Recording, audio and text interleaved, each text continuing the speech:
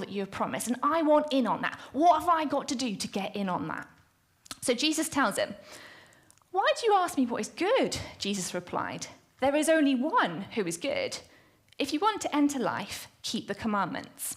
Now, this guy clearly has an Old Testament way of thinking, okay? So in that, he is quite a religious guy. He's keeping all the commandments. He's doing the right thing. And he thinks that to have Jesus' life to the full is all about what he can do.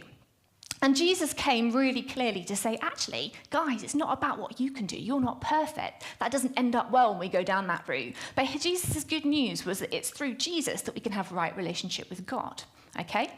And Jesus sees this guy, and rather than going into the explanation, he goes, right, I can communicate with this guy about the commandments. The guy wants to talk about the commandments. Let's talk about the commandments. And he says, keep the commandments.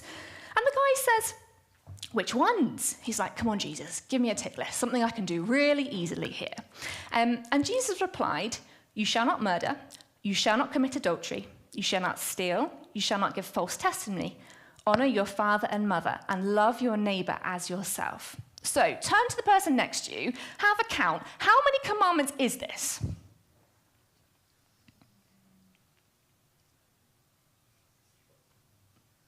I'm not hearing conferring. Confer with your neighbor. Hearing conferring. Confer with your neighbor. How many commandments is that?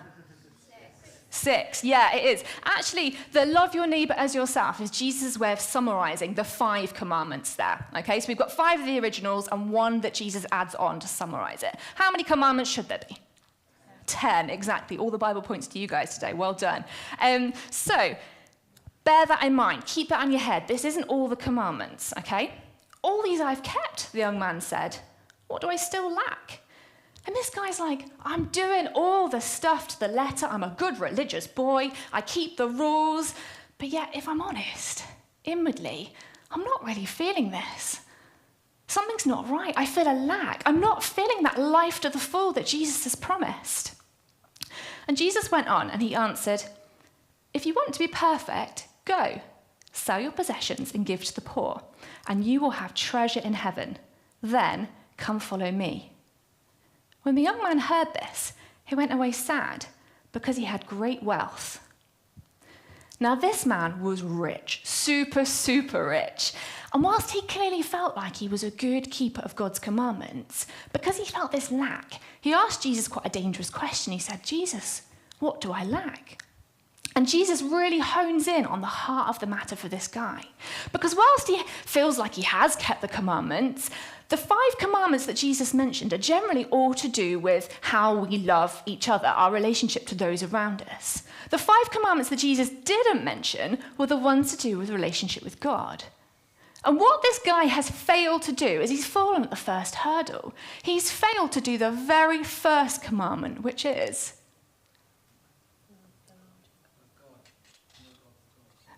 Yeah, pretty good. Well done. Have no other gods before me. Well done, Matt Miles. Bible points to you.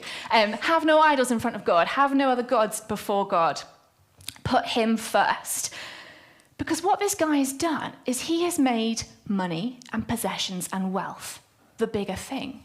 He's fallen at the very first hurdle. He's made this idol in his life. And that doesn't bring satisfaction. And time again in the Bible, we see this commandment in action, God saying, have no other gods before me, and people, particularly in the Old Testament, getting themselves into some real messes when they didn't do that. For example, worshipping the golden calf when Moses was up the mountain getting the 10 Commandments. Real messes, not good stuff.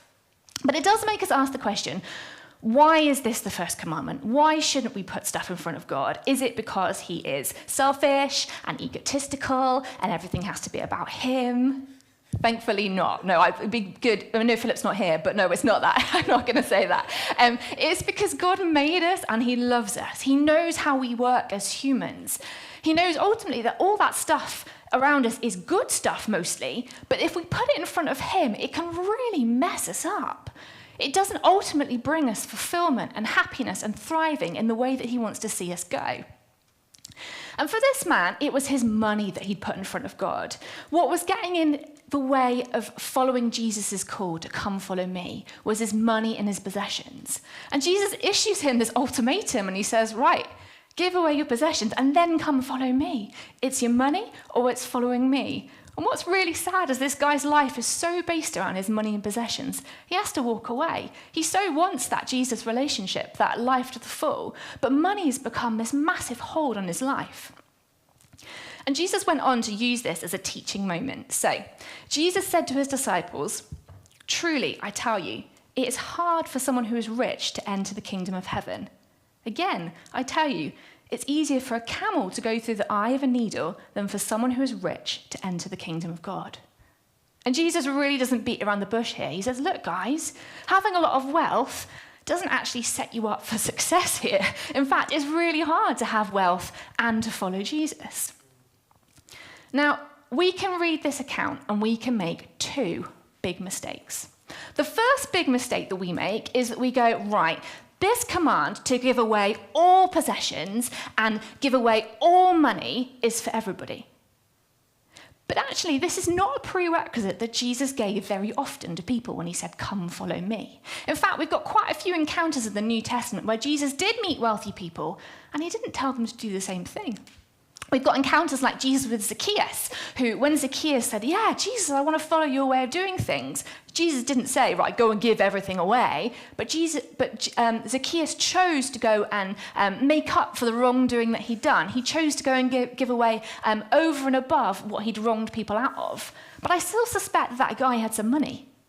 And we see people like Joseph of Arimathea, who was a guy who, when Jesus died, said, "You can have my family tomb." If you had a family tomb in those days, it's because you were pretty wealthy. He was a guy who used this for Jesus.